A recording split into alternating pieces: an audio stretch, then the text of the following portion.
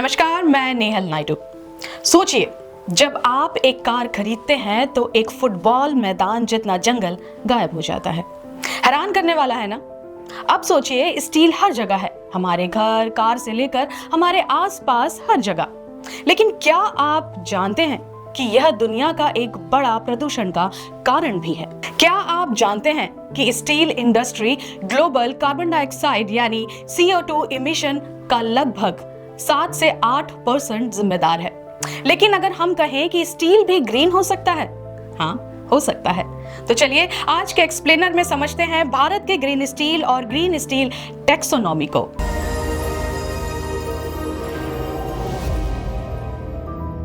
Green steel ऐसे पर्यावरण अनुकूल तरीकों से बनाया जाता है जो कार्बन उत्सर्जन को कम करते हैं। आम भाषा में समझें तो स्टील बनाने की प्रक्रिया में जब कार्बन पर्यावरण में कम मात्रा में रिलीज होता है, उस स्टील को ग्रीन स्टील कहा जाएगा। पर इसे डिटेल में समझते हैं। दुनिया भर में हर साल लगभग 1900 मिलियन टन क्रूड स्टील का उत्पादन होता है और इसके साथ ही ग्लोबल स्टील इंडस्ट्री लगभग 8% ग्लोबल CO2 इमिशन के लिए जिम्मेदार है, जिससे यह जलवायु परिवर्तन में बड़ा योगदान देता है। अगर स्टील इंडस्ट्री एक देश होता तो यह चीन और अमेरिका के बाद तीसरा सबसे बड़ा उत्सर्जक देश कहलाता। 2050 तक स्टील की मांग 30% बढ़ेगी, इसीलिए कार्बन इमिशन को कम करना जरूरी है। अब ये देखते हैं कि स्टील किन 3 मुख्य तरीकों से बनाया जाता है। पहला, ब्लास्ट फर्नेस यानी BF-BOF विधि। पारंपरिक तरीका जो एक बड़ी भट्टी जैसा होता है जिसमें कोयला जलाया जाता है, जिसमें सबसे अधिक कार्बन डाइऑक्साइड यानी CO2 का उत्सर्जन होता है। दूसरा, इलेक्ट्रिक आर्क फर्नेस EF विधि।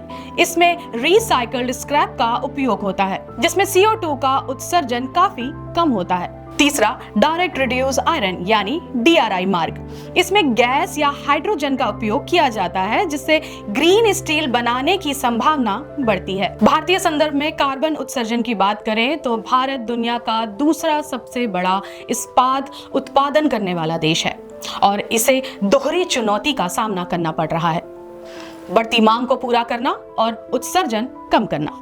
भारत में क्रूड स्टील के पर टन प्रोडक्शन पर 2.55 टन CO2 उत्सर्जित होता है, जो ग्लोबल एवरेज 1.89 टन से अधिक है।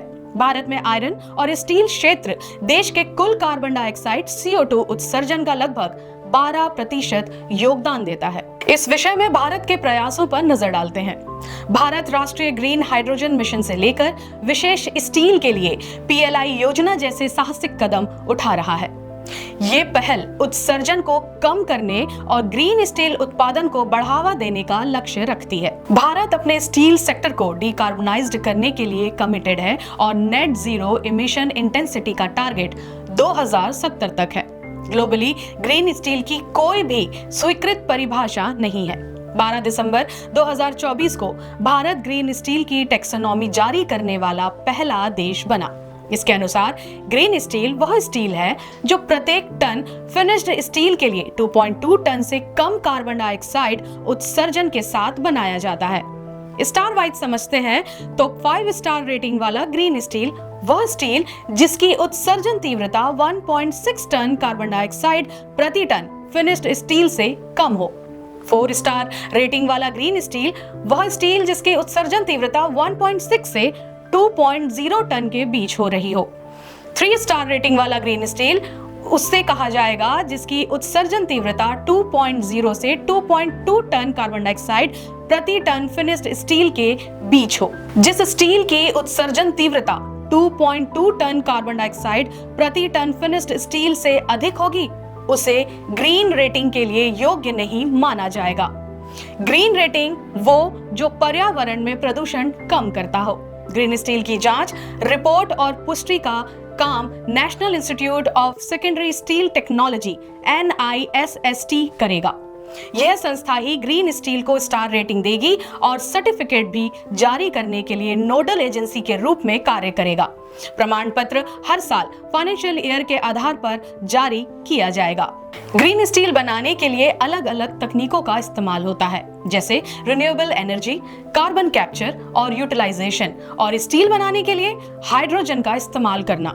ग्रीन स्टील का इस्तेमाल करने से हमें प्रदूषण कम करने और एक बेहतर भविष्य बनाने में मदद मिलती है। अभी वायु में CO2 का स्तर 427 ppm तक पहुंच गया है, यानी पार्ट्स पर मिलियन। इसको आसान भाषा में समझते हैं तो हर 10 लाख वायु कणों यानी एयर मॉलिक्यूल्स में 427 कण कार्बन डाइऑक्साइड के हैं। इसीलिए दुनिया को अब कदम उठाने होंगे। ग्रीन स्टील का समय आ गया है और आज लिए गए फैसले आने वाले भविष्य की दुनिया को आकार देंगे।